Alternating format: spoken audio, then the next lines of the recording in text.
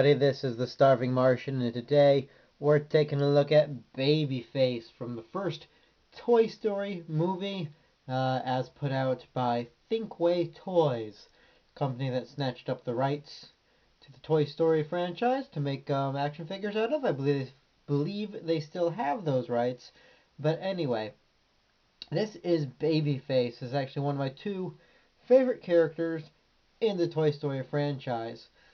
Partially because of how delightfully creepy he is, and partially because of how forgotten he's become in the years since. I always root for the underdog. You know, and I wonder sometimes what happened to Babyface and the other mutant toys in Sid's room. I imagine they were probably thrown out by his mother. This guy does not have a happy ending. Very, very tragic. But we'll talk about the tragedy that is Babyface in a moment. First, let's look at the figure itself. As I said, this is an authentic figure from 1995 when the movie came out, so it's been kicking around for a while. And it's one of only three, I think, official toys made off of this guy. There's this one. There's a smaller one in like a pack of like, tiny toys. And then there was later a slightly more accurate looking radio controlled one. Um, Out of the three, this is my favorite. It's not as bulky as the radio controlled, nor as expensive, which can go for up to 200 something dollars. And it's more detailed and whatnot than the tiny little hunk of plastic one. And yeah, Babyface. So his name, by the way, is never spoken in the movie. He's never called Babyface, but that is his official Toy Story title. So here's a side view of him. And the back. Babyface, of course, is a creation of Sid, the quote-unquote villain of the movie. And I hesitate to call Sid a villain because I used to do the exact same thing to my toys when I was a kid. I had one action figure that was part Ghostbuster and part Snake from Jungle Book and part Darkwing Duck. And I couldn't tell you why, but just thought that would be fun to do. In fact, this is a Beast Machines Waspinator I made as an adult by sawing off one head and swapping it with another. So, yeah, I never grew out of that stage, apparently. My toys have yet to come to life and attack me, but I guess it's only a matter of time. So, Babyface here is, of course, the head of a baby doll attached to a spider crab type body made out of what appears to be an erector set. And I don't think they ever used the term erector set. It would have been amazing if they had actually been able to get together with the erector set people and make a like build it yourself Babyface kit. That would have been pretty cool. But okay, so let's get in on some of the details here. First of all, he's got these claws up front, which are articulated. They can swivel up and down. And then the pincher sections themselves are able to open just the top part and shut. Same thing on this claw.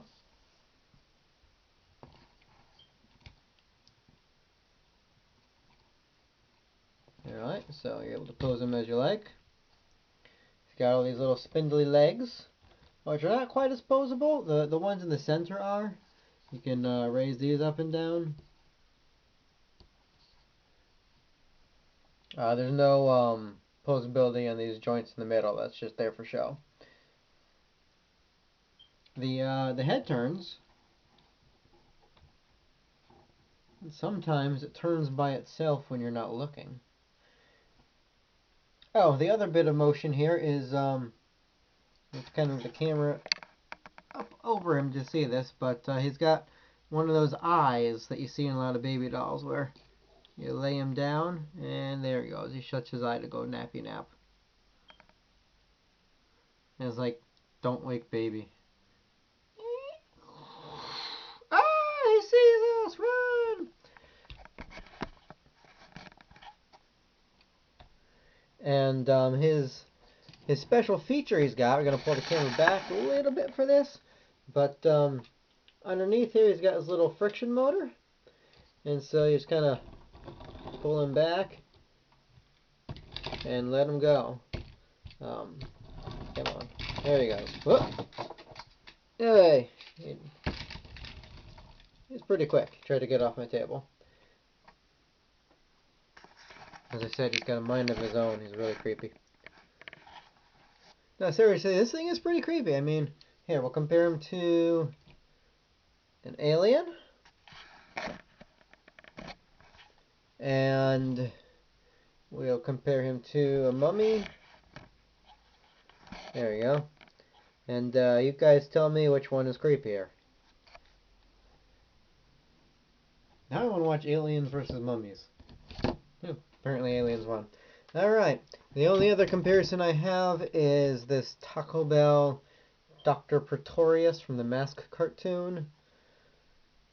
It was also a head on Little Crawling Body.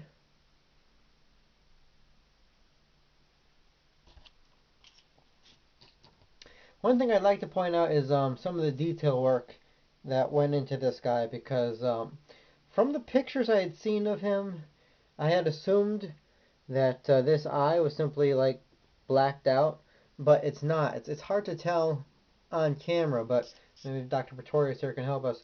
It's actually sunken in. See that?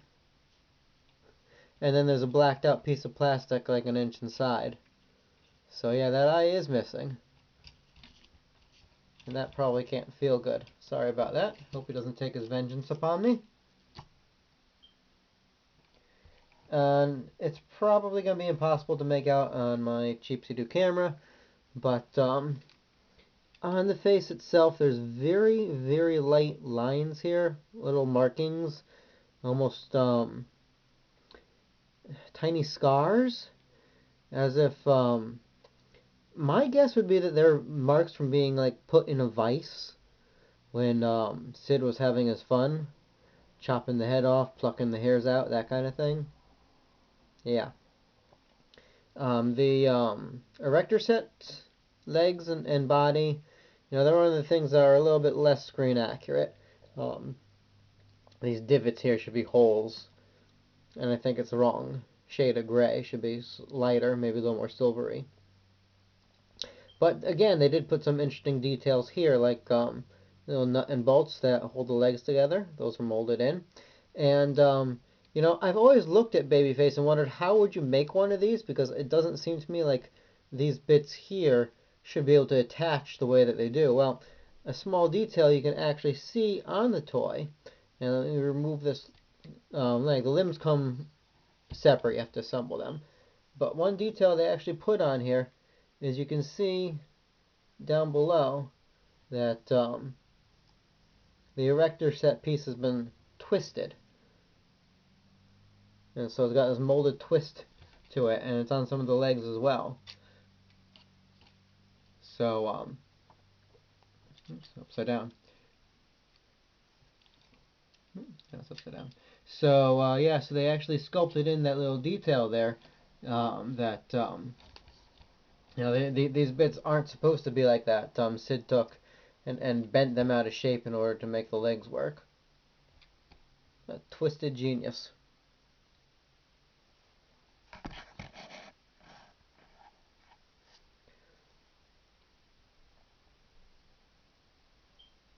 And I think that's about it. As I said, this is one of my favorite Toy Story characters. I always liked him in the movie. And you could kind of push him forward and I guess like wiggle a bit. But so it's kind of sad they didn't bring him back in some way, shape, or form. I doubt we'll be seeing him in Toy Story 4. I think the Mutant Toys should have gotten their own little mini movie, like when they did Toy Story That Time Forgot. These are toys that have been forgotten by time, sadly. So if you guys want one of these for yourselves, you might try eBay or Amazon, but I will warn you, they're one of the more rare of the originals and thus one of the more expensive. They'll easily run you $35 to $50.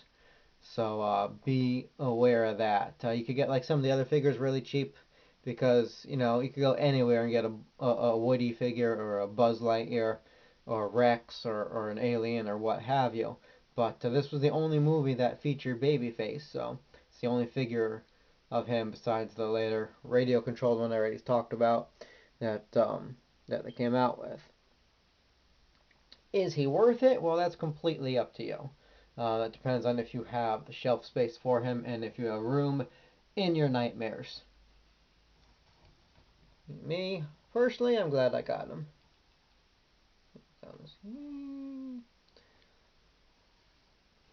So this has been a look at the Toy Story Babyface. Hope you all enjoyed, and we will catch up with you next time. Later, guys.